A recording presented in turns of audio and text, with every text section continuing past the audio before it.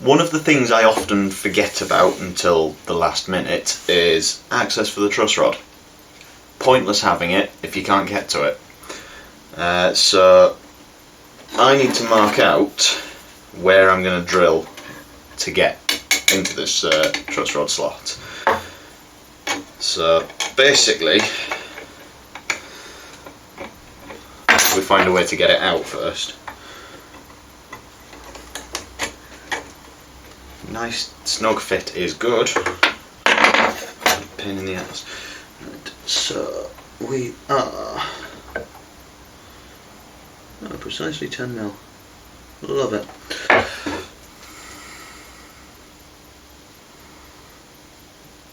And that is about 7mm. So we need to use roughly a 7mm drill bit.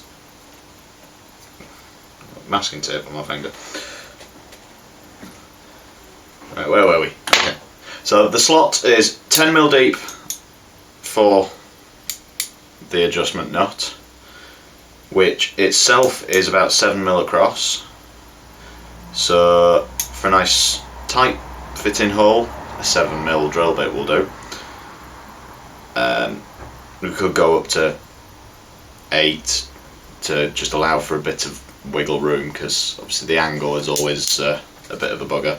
If you've ever tried to adjust a truss rod with an Allen key that won't quite go in at the right angle, you end up shearing off the hex moulding on the inside, and then it becomes useless. So I might go slightly oversized just to make it easier to adjust, which means we need to go 6mm down.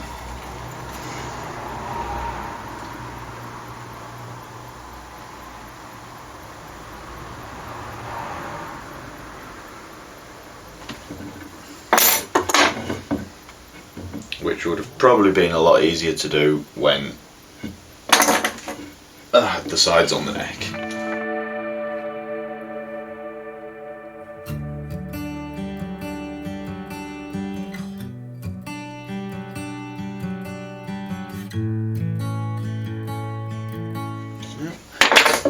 Right, so the point that I want to drill is exactly where I've marked it there. And if I eyeball this just to make sure,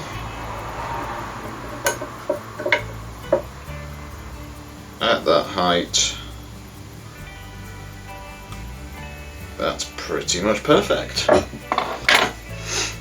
So now the difficult bit is getting a drill bit to go in there and come out there. Which is why I'm going to run away and hide. I'm going to clamp this in here for now.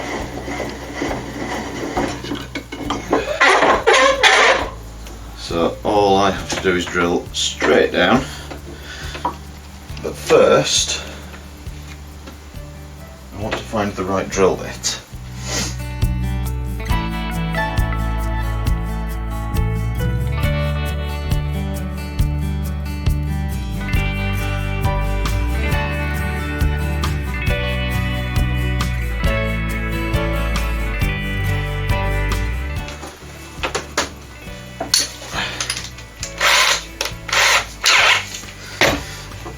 I actually want it this way around so I can see properly.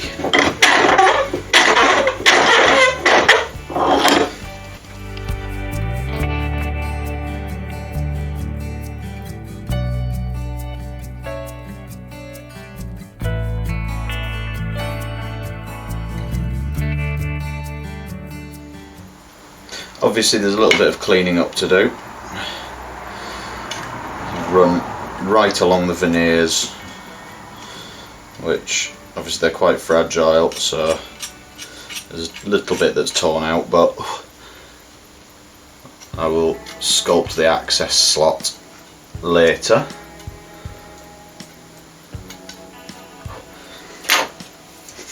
And let's see how we line up.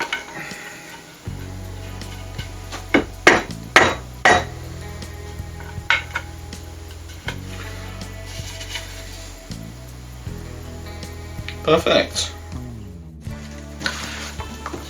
Oh, we need a little bit of fettling on this access slot, so I've got the Dremel.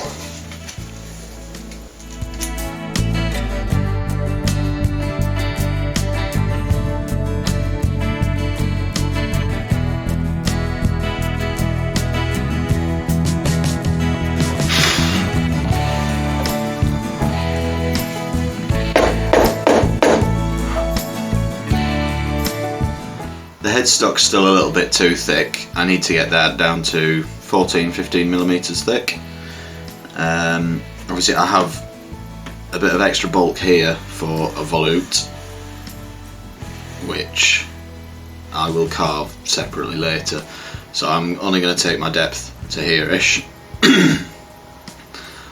But because it's quite a nice big flat surface, and I've got a little bit of support here, I can use the masking tape and super glue trick, put it down in my router sled, and I can just use that to basically plane it down. So here it goes.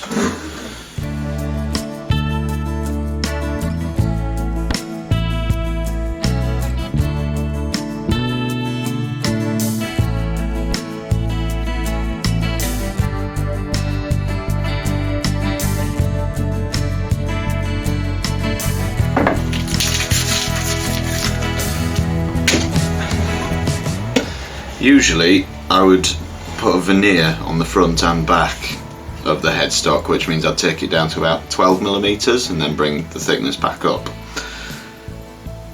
But looking at the grain on this and the way that it just flares out with the angle of the headstock, both front and back, I think that'd be sacrilege. So I'm not going to do that. So I've kept it full thickness and it looks absolutely incredible. So I need to use the spindle sander to just smooth in the transition for the volute here, and that is pretty much perfect. We'll just need to cut out the headstock shape then.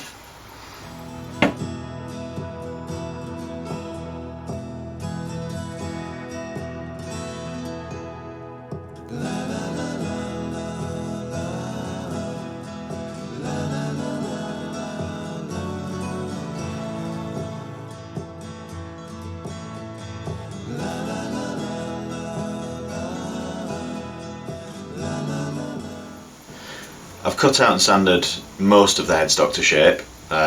Completely forgot to press record, so you don't get to see that. However, I do still need to straighten up this top edge of the headstock, which, rather than sanding it to get the shape, I'm going to use a plane because it's a nice straight line. So I'm going to do that now. I've clamped the neck down onto a flat block just to lift it above the level of the workbench and keep it nice and flat. So I shall grab a plane and smooth it off.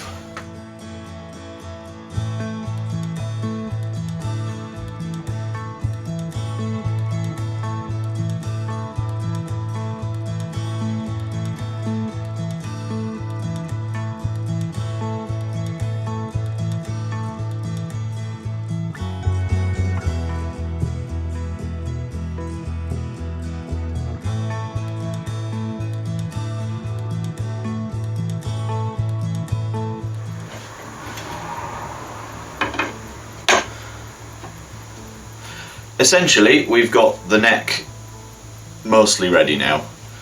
I need to drill the tuner holes and do a small amount of fine tuning, and then we're on to sorting out the fretboard.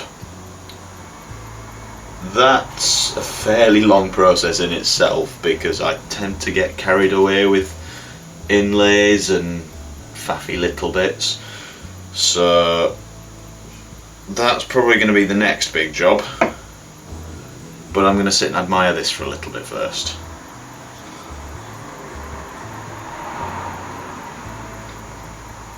I'm in love with this headstock.